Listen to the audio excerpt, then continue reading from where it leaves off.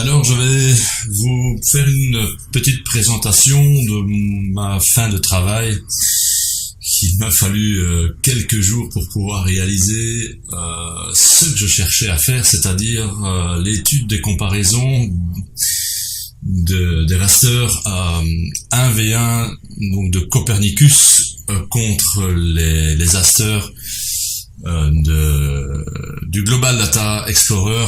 Et je me suis demandé, je me dis tiens, je suis sorti sur une tuile, la 51003, et lorsque je l'ai lancée dans Ortho 4 XP, je me suis demandé tiens, j'ai moins de triangles que la tuile du Global Data Explorer. Je me suis dit tiens, finalement, je n'ai pas une meilleure résolution. Eh bien si, je vais vous expliquer pourquoi.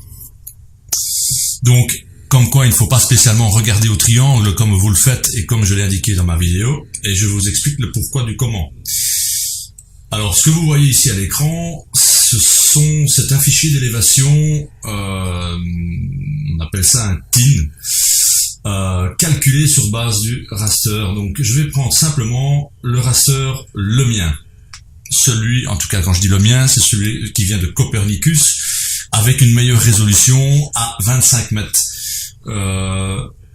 Voilà, on peut voir ici, c'est tout des triangles, c'est une définition que j'ai installée dans le programme, et je vais reprendre celui-là de l'UGS, donc du Global Data. Qu'est-ce qui se passe? Donc je vais le lancer. Eh bien, qu'est-ce qu'on constate? Plein de petits artefacts. Ça se remarque pas beaucoup en 2D. Je vais vous faire une présentation maintenant sur ArcScene en 3D, qui est, elle, beaucoup plus représentative de ce que c'est que j'essaye de vous expliquer. Alors, qu'est-ce que j'ai fait?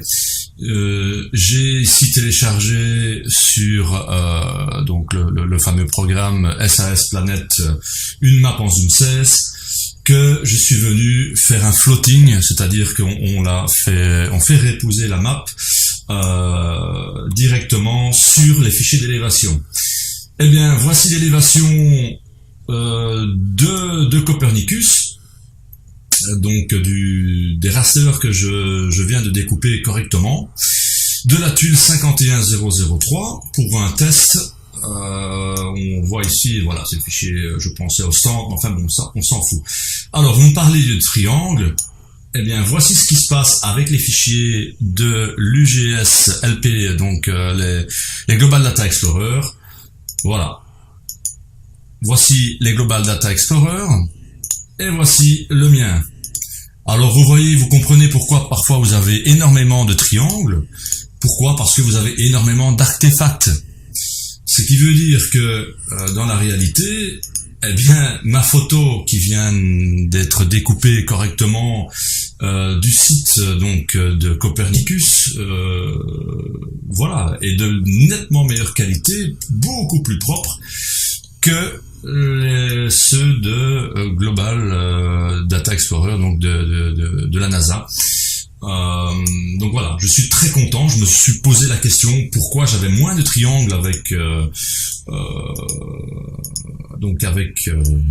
ma tuile de Copernicus. Eh bien, voici la réponse. Voilà, j'espère vous avoir fait comprendre. On voit très bien, et je vous assure que ça m'a pris énormément de temps pour comprendre les programmes, comment utiliser ArcGIS, comment insérer des niveaux, enfin bon bref, je ne vais pas vous expliquer le pourquoi du comment, je pourrais faire un tuto là-dessus, mais c'est quand même relativement très compliqué.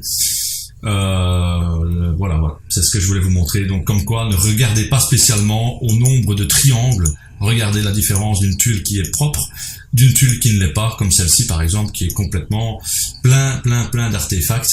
Et je pense que j'ai effacé la photo de départ, mais il suffit simplement de regarder le fichier TIFF d'élévation en noir et blanc, le raster par défaut que vous téléchargez, et vous allez voir, si vous zoomez sur Photoshop, vous pouvez voir les pixels qui sont beaucoup plus pixelisés, on va dire ça comme ça, de plus mauvaise résolution sur le Global Data que sur Copernicus.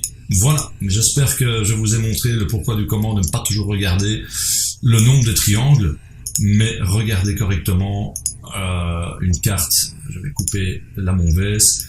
On voit C'est vraiment beaucoup plus réaliste et avec beaucoup moins d'artefacts. Voilà.